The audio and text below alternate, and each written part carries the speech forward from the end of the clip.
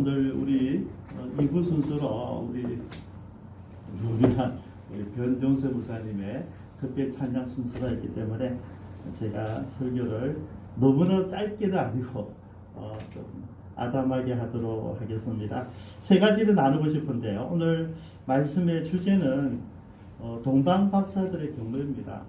예수님이 땅에 오셨다고 하는 것은 우리가 마땅히 그분께 가서 경배를 드려야 된다는 것을 전제로 합니다. 왜냐하면 그분은 하나님이시고 하나님이셨는데 우리들 위해서 저와 여러분들의 죄와 허물을 우리가 스스로 해결할 수 없기 때문에 우리를 대신해서 이 땅에 오셔서 우리 모든 죄를 대신 지시고 죽으셨다가 그리고 3일 만에 다시 부활하셔서 이제 우리 모두를 위해서 하늘나라에 가신 예수님이십니다. 그래서 그분이 그 사명을 위해서 이 땅에 오셨는데 참 슬픈 것은 뭐하러 오셨냐면 죽으러 오신 거예요.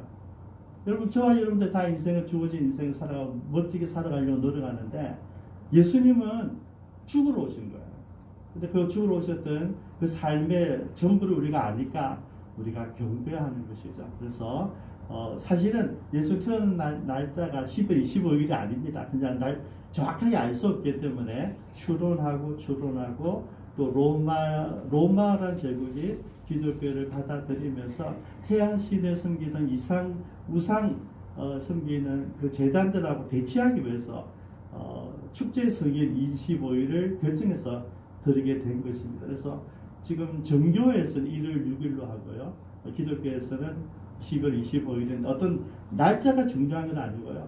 주님께 이 땅 오셔서 주님을 축하한다는 그런 의미에서 우리가 이 시간을 귀하게 또 여기면 감사하겠습니다.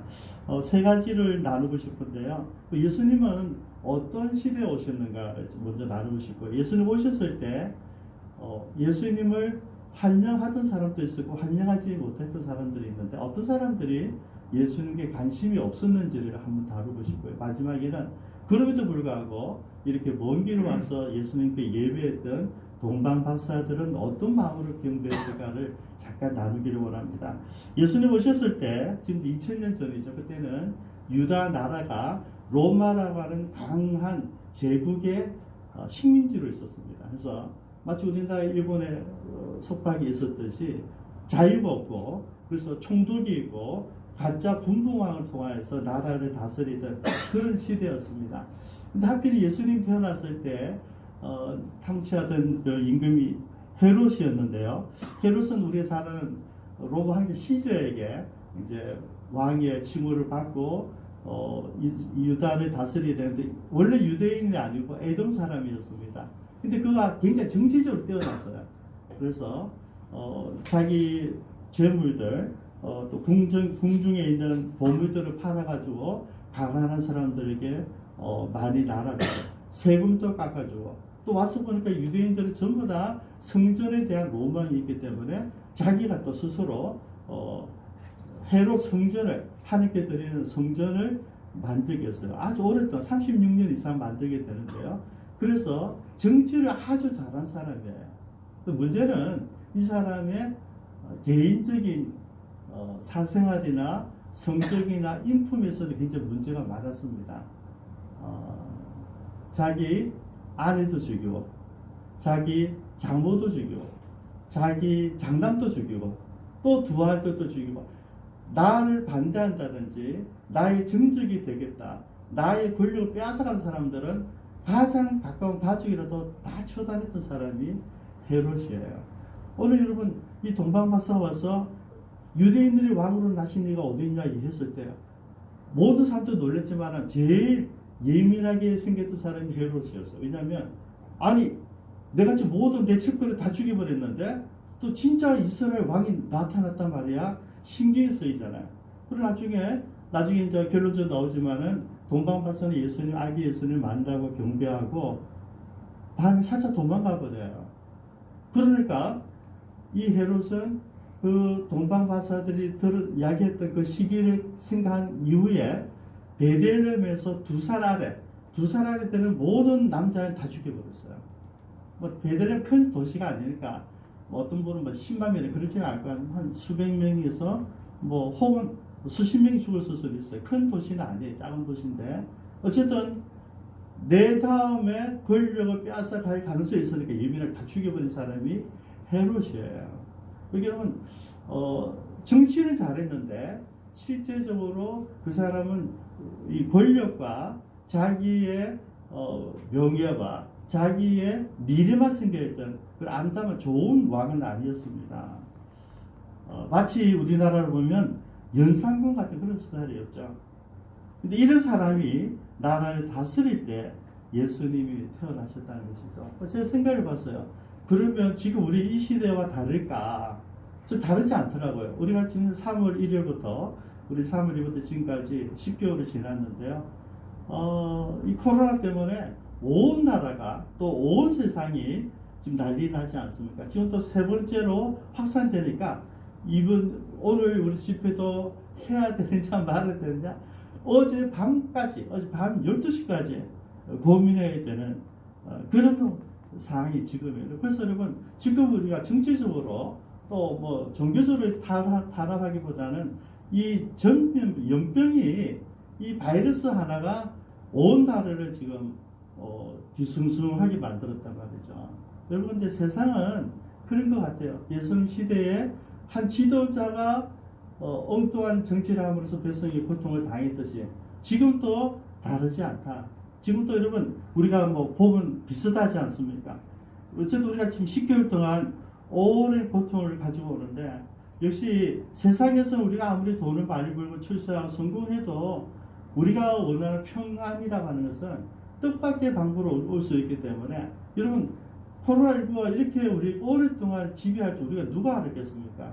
그죠? 이제 우리 보면 이제 백신과 치료제밖에 없는데요. 우리가 이렇게 그 백신하고 치료제를 갈구하면서 살 줄 어떻게 알았겠습니까? 모두가 그러잖아요.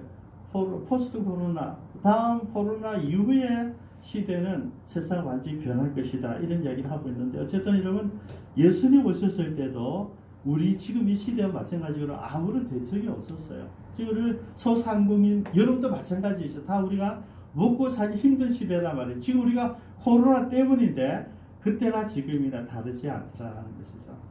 근데 여러분 예수님이 이럴 때 오셨는데 예수님에 대해서 관심이 없었던 사람들이 오늘 본문에 먼저 나타납니다. 우리 두 그룹이 나타나는데 하나는 헤롯 왕이었어요. 헤롯 왕은 좀 전에 말씀드린 대로 정치를 잘했어요. 지혜로웠고요. 로마 황제 신임을 받았어요. 근데 자기 권력 유지에 올인했던 사람이죠. 정치만 잘한 사람이죠. 사생활이나 인품이나 백성들 존경받는 데는 전혀 관심이 없었어요. 그죠? 길을 막아버린 거죠. 나는 정치를 잘하니까 너희들은 따라만 와. 또 비슷하지 않습니까? 그죠? 우리 정치인들이 전부 다 백성들의 이야기 길을 다 막아버려요. 자기가 똑똑하고 자기만 잘난 체 한단 말이죠. 그렇게 하면 나라가 어렵게 가잖아요. 지금 헤롯은 백성들의 생각과 고통에는 안중이 없어요. 자기 권력만 관심을 두고 있어요. 그 다음에 동방 파서들 와서 야 유대인이 왕을 낳으신 네가 어디 있는지 모르니까 소동이 났단 말이죠. 그때 헤롯이 뭐라고 얘기합니까? 서기관들을 부릅니다. 서기관들은 누구냐면 성경을 연구하는 사람들이에요. 그래서 하나님을 묵상하고 연구하고 성경을 깊이 보는 사람들인데 그 사람들 불렀어요. 야 유대인이 왕으로 낳으신 네가 어디서 낳긴지 모르니까 너무나 쉬워요. 너무나 쉬워. 왜냐하면 평생 그것만 연구했거든요. 아 성경이 있습니다. 베들레헴입니다. 작은 도시 베들레헴에서 이 메시아가 나올 것입니다. 이스라엘 진짜 왕이 나옵니다. 예언되어 있다고 바로 이야기하는 것이죠. 저는 이분들 어떤 사람이냐면 하나님의 말씀은 해박해요. 말씀을 잘 연구해요. 말씀대로 살아가요. 근데 세상에 관심 없는 사람들이에요. 저는 이런 사람들 싫어요. 왜냐하면 여러분 우리가 하나님의 사람이라면 내가 하나님의 말씀을 가지고 어디서 살아야 되겠습니까? 집에서 사는 게 아니고 교회 안에서 사는 것이 아니라 어디서 삽니까? 여러분 가정에서 살고 여러분 직장생활을 해야 되고 여러분 사회에서 시민으로 있어야 되고 국민으로 있어야 돼요. 여러분 우리가 사는 곳은 교회 안이 아니라 세상 속입니다. 그러니까 여러분 하나님 말씀을 가졌으면 야 예수님이 이렇게 오셔서 희생하고 봉사하고 이웃을 위한 삶을 살았다 그러면 나도 가서 내 사랑 가족들을 위해서, 내 사랑 이웃들을 위해서, 우리 주변에 있는 어려운 사람들을 위해서 살아야지. 이게 하나님 뜻이에요. 근데 우리는 뭡니까? 내 혼자면 내 혼자. 내 혼자만 깨끗하면 되고, 내 혼자만 거룩하면 되고. 여러분, 그래서 요즘 한국 교회가 욕도 듣는단 말이에요. 우리끼리 잘했잖아요. 우리끼리 뭐 열심히 기도하고, 하나님도 교험하고, 여러분 부흥도 하고, 우리 교회는 지금 작은 교회지만 얼마나 교회들이 크고 웅장하고 화려합니까? 근데 그것을 통해서 모든 사람들이 뭡니까? 질타하고 질시하고 다 지금 조롱하고 있지 않습니까? 왜 그랬을까? 우리가 너무 우리만 위했다는 것이죠. 여러분, 예수님은 우리를 위해서 오신 게 아니라 예수님을 믿지 않는 사람들을 위해서도 오셨어요. 나를 반대하는 사람을 위해서도 주님 오셨다니까요. 어떤 분들은 교리로 얘기하죠. 교리. 여러분, 교리를 얘기하지만 하나님은 모든 사람들이 하나님을 만나러 오기를 원하고요. 하나님 만나러 온 모든 사람이 누구든지 내 죄를 시인하고 예수님을 마음에 영접하면 하나님의 자녀가 되는 권세를 다 주셨어요. 이거는 놀라운 게 아니고요. 어려운 게 아니에요. 내가 10년 동안 기도하고 일천 번제를 하고 수도를 하고 이래서 얻는 게 아니고 그냥 내가 말씀드렸어요. 내가 죄가 많네요. 내가 살아온 평생 돌아보니까 내가 지은 죄가 너무 많아요. 예수님 용서해 줬어요. 그러면 돼요. 그리고 예수님 앞에 기도하고 예수님 내 앞에 내가 영접하면 우리가 구원받는 거예요, 여러분. 서기관들은 성경을 잘 연구했는데 지식에는 능했는데 삶에 관심이 없었고 세상 일에 관심이 없어서 저는 여러분들이 세상 일에 관심을 두기를 바랍니다. 세상에서 정말 이 시에서 진짜 모범적인 시민, 정말 모범적인 국민, 모범적인 구민이 되셔야 돼요. 그 사람이 저는 그렇지 않기를 원하는 거죠. 여러분, 예수 믿는 사람 하면 야가 빠졌고 집밖에 모르고 저밖에 모르고 그런 사람 말고요. 착해보자. 예수 믿는 사람은 저 사람 정말 착할 것 같아. 우리 김원재 장로님 보고 야, 저런 사람이 세상에 또 어디 있을까? 저 사람 보고 내가 교회 가야 돼서 이런 부끄러워요. 왜 거기에 서게요? 아니 그런 어쩌면 지금 선배님도 오늘 세 분이 오셨는데 후배 김응렬을 보고 온 거예요. 응렬이가 평소에 잘해주니까 나한테 잘하고 선배 대우를 해주고 여러분 이게 1년 일이 아니라 오랫동안 해주니까 그래 이번에 크리스마스 축제를 한다. 그래 응렬이 교회 밥 주자. 그리고 오시는 거란 말이에요. 여러분 그건 뭡니까? 삶이 있었다는 것이죠. 어떤 사람들은 김은혜 장로한테 불편한 사람도 있겠지만 어떤 사람들은 그래 얘가 착해. 얘가 우리 선배들 잘 대접하잖아. 그것 때문에 오셨단 말이에요. 우리 성현수 권사님 그러시더라고요. 내가 친구를 위해서 헐lun전 늘 기도하고 자주 만나고 차도 마시고 여러분 그래 섬기는 거예요. 여러분 섬겨서 사랑하고 교제하니까 그래 친구가 저렇게 나를 아끼는데 내가 가져야지. 여러분 그래서 교회도 다 오시는 거예요. 여러분 저도 마찬가지예요. 여기 계시는 분들도요. 처음부터 태어나자마자 예수 믿는 사람 별로 없고요. 대부분은 친구한테 끌려갔든지 저같이 형님한테 안 가면 때리니까 어쩔 수 없이 무서워서 교회 왔든지 그렇게 다 오는 거예요. 친구 손잡아 혹은 부모님 손잡아서 또 먼 친척 손잡혀 오는 사람들이 대부분이거든요. 우리 윤정환 선생님도 장로님한테 끌려고 온 거란 말이죠. 저는요 예수 믿는 사람들이 함께 하길 원해요. 함께 우리끼리만 사는 것이 아니라 우리 주변에는 얼마든지 많은 직장 동료들이 있고 선후배들이 있고 고향 친구들이 있고 그 사람들과 더불어야 되는데 이 헤롯 왕은 정치 권력에만 관심을 두고 서기관들은 공부만 했고 세상살이에 관심이 없었어요. 제가 묻고 싶어요. 저와 여러분은 어떨까요? 저와 여러분은. 저와 여러분들 어디 관심이 있었어요 지금? 제가 요즘에 여러분들 다 비슷하게 생각합니다. 우리 집값. 언제 내가 돈을 벌어서 아파트를 사지? 아파트는 불가능한 건가? 이 정부 안에서는 아파트를 포기해야 되는 건가? 여러분, 우리 모두 같이 거기에 있는 거죠. 여러분, 아파트 없으면 어떻습니까? 그죠? 평소에 어떤 분을 그러더라고. 임대 아파트 살았기는 우리가 뭐냐? 우리는 집을 가질 수 없나? 이렇게 하는데 저는 그렇게 생각하지 않고 그냥 임대로 살면 돼요. 임대로 살고 마음껏 먹고 마시고 즐기면 되죠, 여러분. 여러분, 그 생각이 나름이거든요.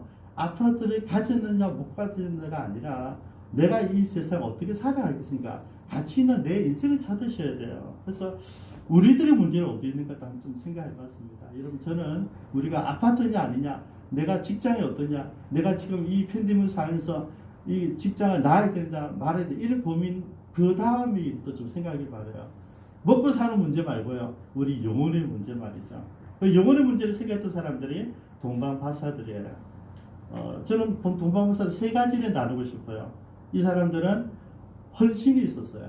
일단 여러분, 적어도 2년 전에 별을 발견하고 먼 길을 왔는데, 여러분, 이 이스라엘 주변은 주로 사막이 있지 않습니까? 사막 지나려면 얼마나 무섭고 어렵겠어요. 산적들이 얼마나 많아요. 내 또 힘이 없으면, 내 보디가드들이 없으면 위험한 그런 여행이거든. 그 먼 길을 아주 멀리 오랜 시간 동안 두려움을 극복하고 왔어요. 뭐하러 왔냐면 아기 예수님께 예배 경배하러 왔어요. 그래서 여러분, 경배의 가장 중심이 뭐냐면 헌신이 있어야 된다. 그죠? 내 시간과 내 물질과 내 모든 삶에 구별이 되는 것이 있어야 된다는 것이고요. 두 번째는 이 동방바사들이 와서 하나님께 예수님께 경배하는데 예물을 준비했어요. 이보니까 황금과 유황과 몰래게, 제가 해석을 하신 분들 좀 들어보니까 이런 해석이 좋더라고요. 황금은 임금을, 그리고 인간을 상징하고, 유향은 신적인 예배 드릴 때 피우는 향이니까 하나님의 신성을 상징하고, 몰약은 시신에 였는 향품이에요. 그래서 예수님 십자가를 상징했다. 뭐 나름대로, 여러분, 이거는 예증이니까 꼭 그런 건 아니지만 나름대로 뭐 괜찮게 해석한 것 같아요. 어쨌든 예물을 준비하고 온 것은 뭐냐면 이 아이가 누군지를 알았다는 얘기죠. 여러분, 점성학자들입니다. 지금은 천문학자들이에요. 천문학자들, 여러분, 우리가 생각하는 뭐 이상한 사람들이 아니고 신비주의자가 아니고요, 진짜 학자들이잖아요. 그죠? 정확하게. 여러분, 옛날에 책 하나에 어느 날 큰 별이 떴다 그러면 지금 학자들이 그 연구를 해요. 그 시대 언제인지 앞뒤로 보면서 그때 별의 빛이, 지금부터 별을 계산하면 그게 시기가 나오는 거죠. 왜? 천체는 똑같이 움직이거든요. 그렇게 찾아내는 거예요. 과학자들이죠, 여러분. 그죠? 신비로운 사람들이라고, 점성술자가 아니고요.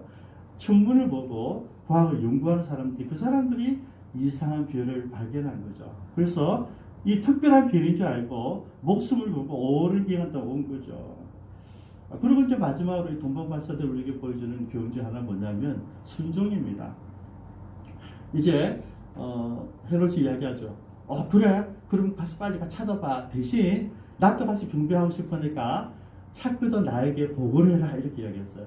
그리고 이제 보내줬는데, 여러분, 동방박사 나가자마자 바로 별을 발견한 거죠. 우리가 좀 2년 동안, 적어도 한 2년 동안 지켜봤던 그 별이 어느 집에 머무는데 빛이 내렸겠죠, 그죠? 그곳에서 아기 예수님께 이제 예배 드리고, 근데 그날밤 꿈에 나타났어, 꿈에. 헤로데게로 돌아가지 말고 빨리 도망가라는 거예요. 놀라운 것은, 여러분, 동방박사들 3명, 그죠? 굉장한 사람인데 3명만 왔겠습니까? 수행원들이 얼마나 많았겠어요. 근데 다 끌고 진짜 다른 길로 갔어요. 여기서 우리가 중요한 게 있는데요. 지금 이 나라는 헤롯이 왕이잖아요. 절대 주권자입니다. 그런데 절대 주권자의 명령보다 하나님의 말씀에 순종해서 도망갔어요. 다 살린 거죠, 그죠? 아기도 살리고 자기도 살고. 여기에 순종이 있습니다. 순종은 뭐냐면 내가 결단하는 거죠.